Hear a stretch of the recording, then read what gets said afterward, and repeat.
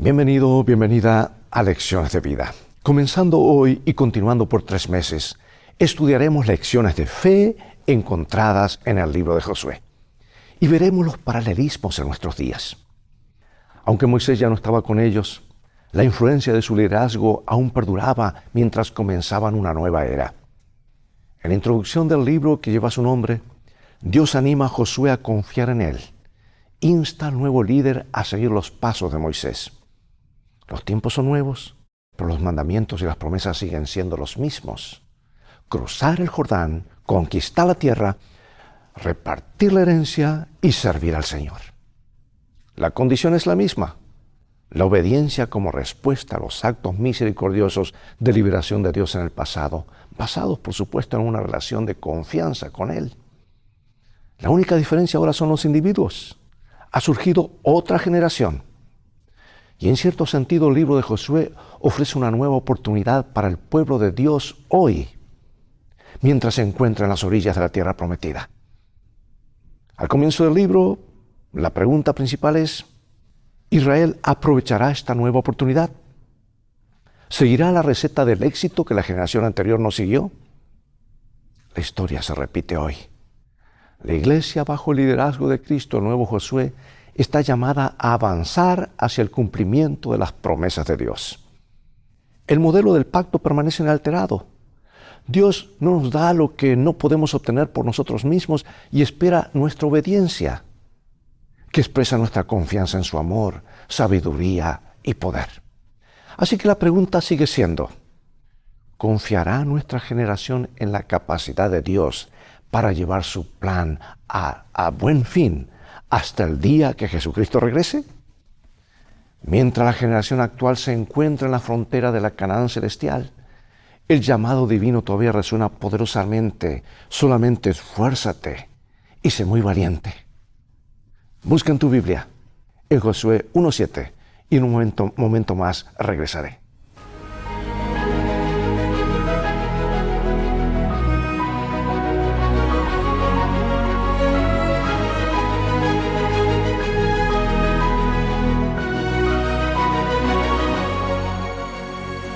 Dice la Escritura: solamente esfuérzate y sé muy valiente, para cuidar de hacer conforme a toda la ley que mi siervo Moisés te mandó. No te apartes de ella, ni a diestra ni a siniestra, para que seas prosperado en todas las cosas que emprendas. En cierta ocasión, Benjamin Sander, director musical de la Orquesta Filarmónica de Boston, impartía una clase de interpretación musical cuando observó que sus alumnos sentían mucha ansiedad ante las evaluaciones de sus interpretaciones. Y para tranquilizarlos y estimular todo su potencial, anunció el primer día de clases que todos obtendrían una nota sobresaliente. Y esa calificación no era una expectativa que debían cumplir, sino una posibilidad que había que vivir. El único requisito era que al comienzo del semestre de las clases, pues esos alumnos escribieran una carta fechada como si hubieran sido redactadas al final del curso, en la que debían explicar por qué merecían esa nota elevada. Bueno, sabes que el libro de Josué trata acerca de nuevas posibilidades. Moisés, quien había sobresalido durante 40 años en la historia de Israel, era parte del pasado. El éxodo de Egipto y el recorrido por el desierto, trágicamente marcado por la rebelión y la obstinación, habían terminado. Una nueva generación, dispuesta a obedecer a Dios, estaba lista para entrar a la tierra prometida. No como una expectativa que cumplir, sino como una experiencia que debía ser vivida. Así que analicemos la manera como Dios inauguró un nuevo capítulo en la vida de Israel y cómo puede hacer lo mismo en la nuestra. Vayamos a nuestras Biblias. Se levanta ahora un nuevo Moisés y leemos en Deuteronomio, capítulo 18, versículos 15 y luego Josué 1 al 3. Profeta les levantaré de en medio de sus hermanos como tú, y pondré mis palabras en su boca, y él les hablará todo lo que yo les mandare. Mas a cualquiera que no oyere mis palabras, que él hablara en mi nombre, yo le pediré cuenta. Jehová habló a Josué, hijo de Nun, servidor de Moisés, diciendo: mi siervo Moisés ha muerto. Ahora pues levántate y pasa este Jordán, tú y todo este pueblo, a la tierra que yo les doy a los hijos de Israel. Yo os he entregado, como lo había dicho a Moisés, todo lugar que pisare la planta de vuestro pie. ¡Qué promesa! Y aunque Moisés había muerto y un nuevo líder, Josué, había sido nombrado por Dios, ¿sabes que existen paralelismos entre ellos? Porque Dios había dicho a ambos que conducirían a su pueblo a la tierra que fue prometida a sus padres. El Señor le dijo a Josué, como prometí a Moisés, les he entregado a ustedes todo lugar que pise la planta de su pie. Josué terminaría la obra que había sido originalmente encomendada a Moisés. Era en realidad el nuevo Moisés. Y la promesa de que Dios levantaría un profeta semejante a Moisés no se había hecho aún una realidad. Las palabras iniciales del libro de Josué recuerdan al lector esta promesa y al mismo tiempo crean la expectativa de verla cumplida. Aunque muerto, Moisés sigue dominando el primer capítulo. Su nombre es mencionado allí 10 veces, mientras que el de Josué solo 4. Moisés era llamado siervo del Señor, mientras que Josué es ayudante de Moisés, así se lo llama. Josué necesitará toda una vida de servicio fiel y obediencia para recibir el título de siervo del Señor. Y aunque el primer capítulo de Josué registra la transición entre dos grandes líderes de Israel, el personaje más importante es el propio Señor, cuyas palabras dan inicio al libro y cuya conducción es el tema dominante. No hay dudas acerca de quién es el verdadero líder de Israel, porque a lo largo de los siglos Dios ha llamado a hombres y mujeres para dirigir a su pueblo, no el pueblo de Josué, no el pueblo de Moisés, sino el pueblo de Dios. Por eso pregunto, ¿por qué es crucial recordar quién es el verdadero líder invisible de la iglesia? Pasa, posee, reparte, sirve. En eso se resume el capítulo 1 y comprende 4 discursos que corresponden a las secciones principales del documento. Son la travesía, la conquista, la distribución de la tierra y el servicio mediante la obediencia a la ley. Así que el libro de Josué puede ser visto como una serie de iniciativas divinas en cada una de las cuales les encomienda una tarea específica relacionada con la conquista de Canaán. Y cada una de esas tareas es reconocida más adelante en el libro tras su conclusión exitosa. Finalmente habrían de cumplirse las promesas de Dios relacionadas con la ocupación de la tierra. Y a partir de entonces, la responsabilidad de conservarla estaría en manos de los israelitas, y ello solo sería posible mediante la fe verdadera y la obediencia resultante de esa fe. Las iniciativas divinas, expresadas mediante los verbos pasar, poseer y repartir, son adecuadamente respondidas por la obediencia del pueblo, la cual deriva del servicio como la iniciativa final de Dios. Las iniciativas de Dios no se realizan automáticamente, hermano y hermana, sino que requieren la respuesta fiel de su pueblo.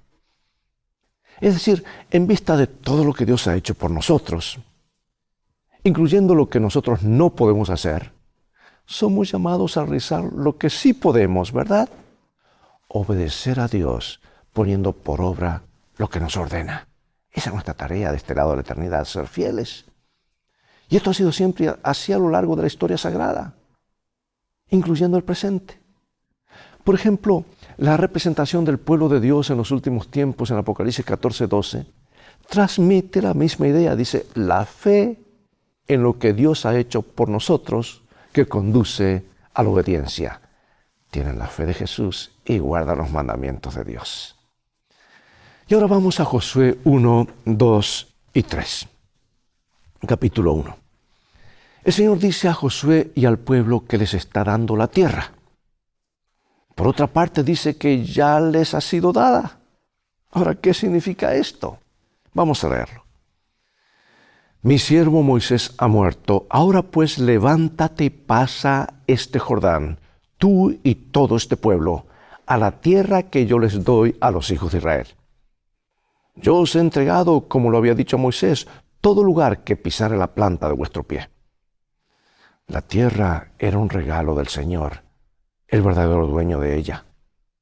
Y aquí se utilizan dos formas diferentes del verbo dar, que reflejan dos aspectos significativos de la recepción de la tierra como heredad. La primera fue expresada, expresa el proceso de la concesión de la tierra. Solo los territorios de un lado del Jordán habían sido ocupados por Israel. La mayor parte de la tierra prometida aún no estaba en posesión de ellos. Así que era necesaria una alineación perfecta entre Dios, Josué y el pueblo de Israel para asegurar el éxito en la conquista de la tierra de Canaán, o la tierra prometida. Y en aquel momento la tierra prometida era exactamente eso, una promesa. Sin embargo, Dios la llama herencia. Por eso pregunto, ¿qué significa ser herederos de las promesas de Dios? Amigo, amiga, hermano, cuando Dios promete algo, tómalo. Alguien ha dicho que las promesas de Dios son como cheques en blanco firmados por Dios, ve y cóbralos porque están respaldados por el Banco del Cielo. Y aquí leemos lo que dice la Escritura. Desde el desierto y el Líbano hasta el gran río Éufrates, toda la tierra de los heteos hasta el gran mar donde se pone el sol será vuestro territorio. Nadie te podrá hacer frente en todos los días de tu vida. Como estuve con Moisés, estaré contigo. No te dejaré ni te desampararé. Esfuérzate y sé valiente, porque tú repartirás a este pueblo por heredad la tierra de la cual juré a sus padres que les daría a ellos. Por lo cual, queriendo Dios mostrar más abundantemente a los herederos de la promesa la inmutabilidad de su consejo, interpuso juramento para que por dos cosas inmutables, en las cuales es imposible que Dios mienta, tengamos un fortísimo consuelo los que hemos acudido para asirnos de la esperanza puesta delante de nosotros. Amigos, las promesas de Dios no tienen nada de mágico.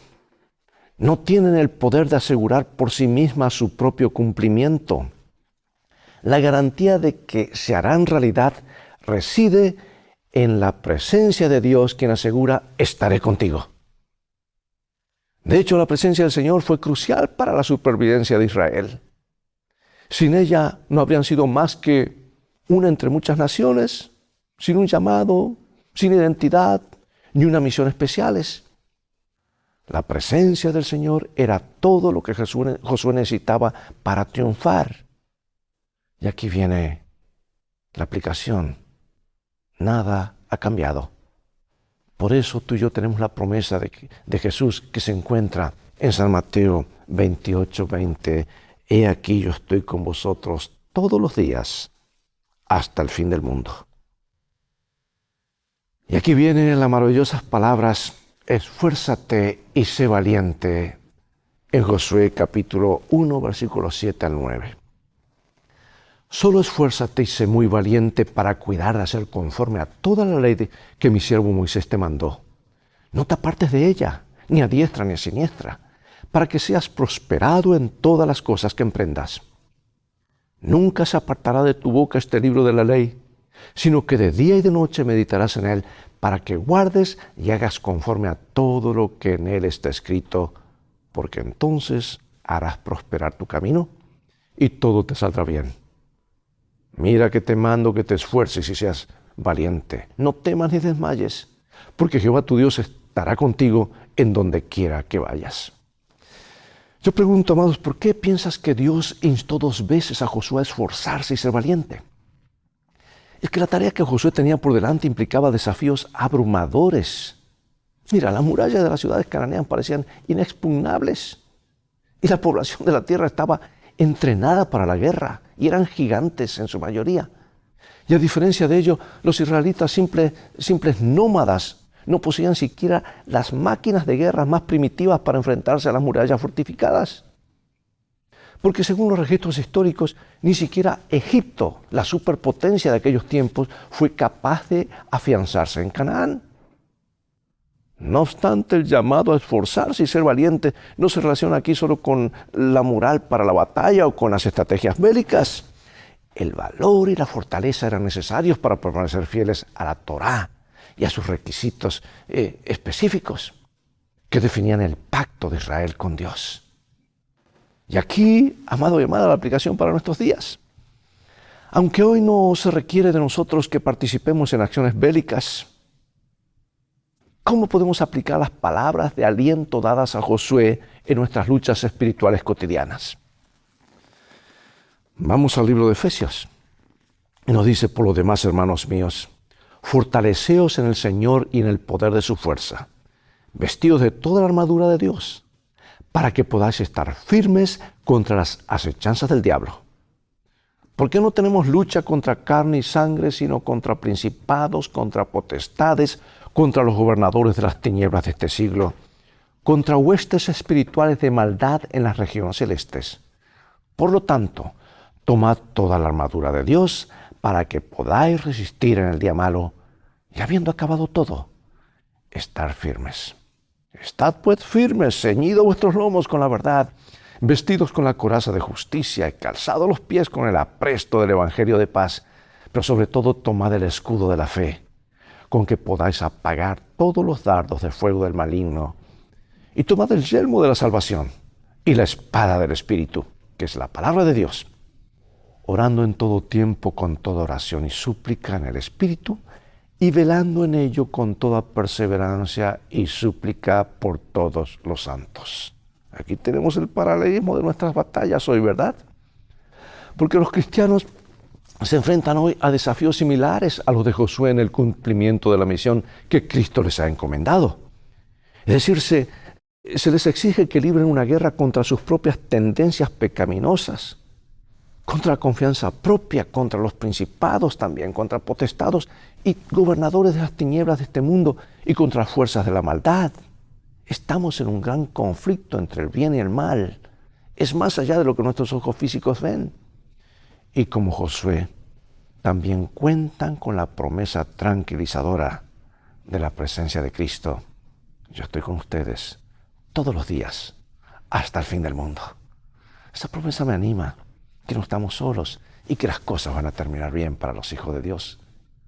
Así como la presencia sustentadora del Señor fue suficiente para contrarrestar los temores de Josué, también debería serlo para desterrar nuestras dudas y ansiedades.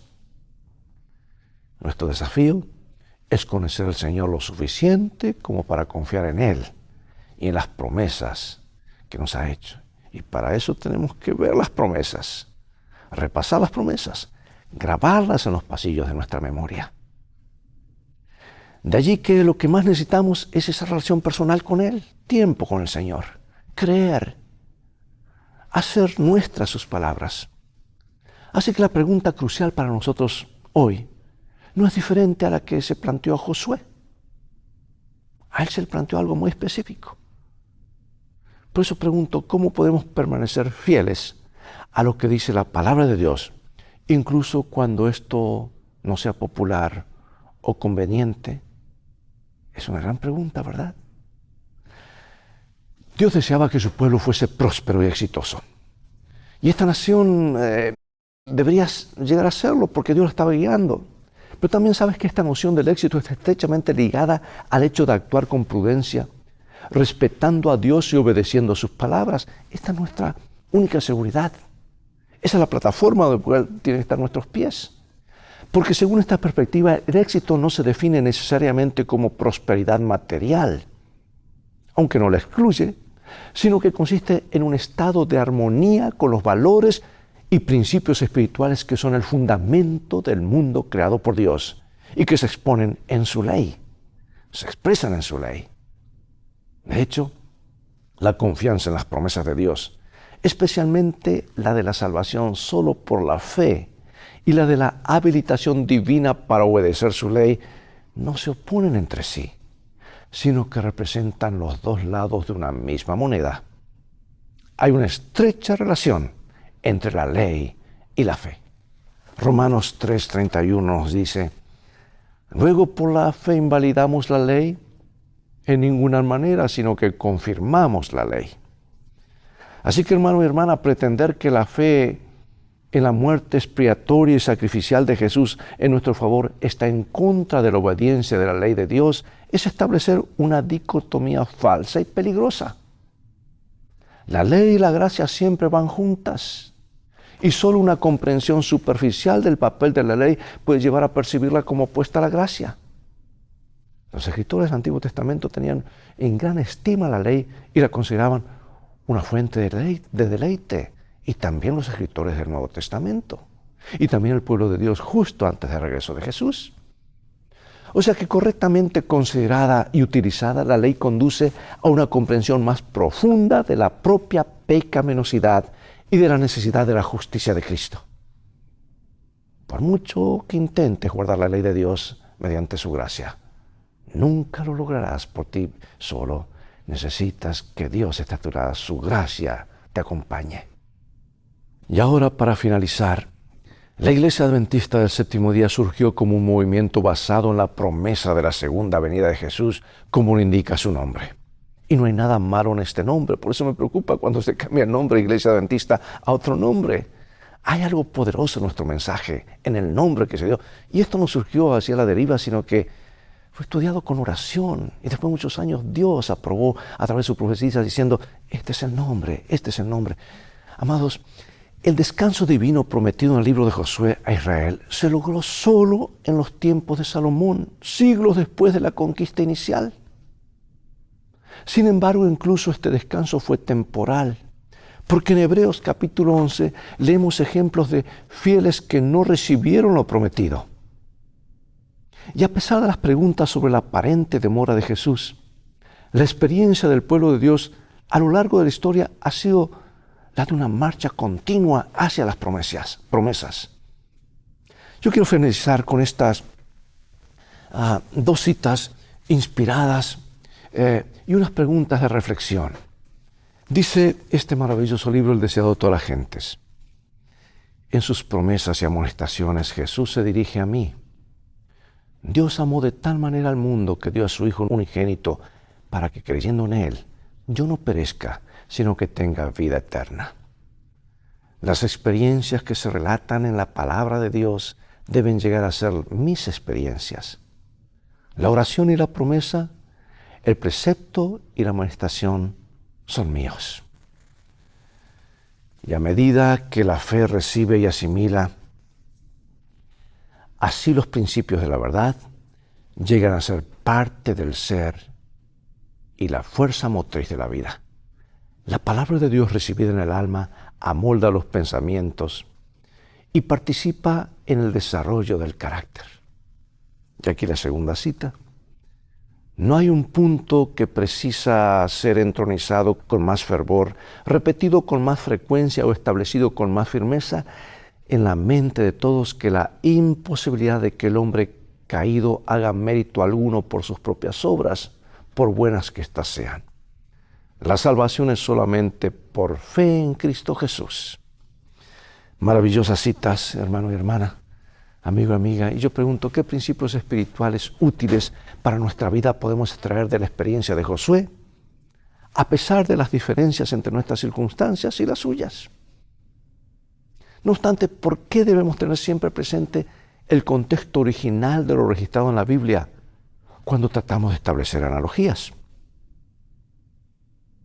Analiza la relación existente entre las promesas de Dios y nuestra obediencia a Él. ¿Cómo se complementan? ¿Cuáles son los peligros de hacer demasiado hincapié en la ley en detrimento de la gracia o viceversa? Basándote en la lección de esta semana, ¿cómo definirías el éxito desde una perspectiva bíblica? ¿Qué lugar ocupa la prosperidad en una definición cristiana de éxito? Imagínate cómo sintió Josué al tener que suceder a Moisés. Pero también me pregunto qué promesa le hizo Dios, que seguramente lo sostuvo en medio de sus grandes responsabilidades. Como estuve con Moisés, estaré contigo, no te dejaré ni te desampararé. Esta promesa es nuestra hoy. Dios lo reitera a través de las Escrituras. Él lo ha dicho y Él siempre dice la verdad. Oremos. Padre Celestial, gracias por tus promesas. Así como estuviste con Moisés y con Josué, respaldando por tu propio nombre tus promesas de estar con ellos y estar con su pueblo, Hoy reclamamos esas promesas, pero ayúdanos a confiar en ellas, grabarlas en nuestra mente y corazón, que aunque las circunstancias visibles, palpables, digan lo contrario, que sigamos confiando en ti, porque tú estás muy por encima de cualquier problema, dificultad o desafío. Gracias por escucharnos, por darnos esa fe y confianza. Aumenta nuestra fe, que viene por estudiar y leer la palabra de Dios. Lo rogamos en tu santo nombre, oh Señor. Amén. Bien, es todo el tiempo que tenemos por hoy. Llegó el momento de despedirnos. Será hasta el próximo programa de la serie Lecciones de Vida. Seguiremos estudiando el libro de Josué, un libro maravilloso con paralelismos claves que nos ayudarán a nosotros a retomar nuevas fuerzas en nuestro peregrinaje hacia la Canaán celestial. Así que invita a otros a sintonizar este canal y transfórmate tú mismo en un canal de bendiciones. Mientras tanto, Dios te bendiga y recuerda, tú vales mucho para Jesús. Él te ama más de lo que puedes imaginar. Y en este viaje de la vida, las cosas van a terminar bien si hacemos de los principios de la Biblia nuestro GPS y a Jesús como nuestro guía. Maranatá, Dios te bendiga.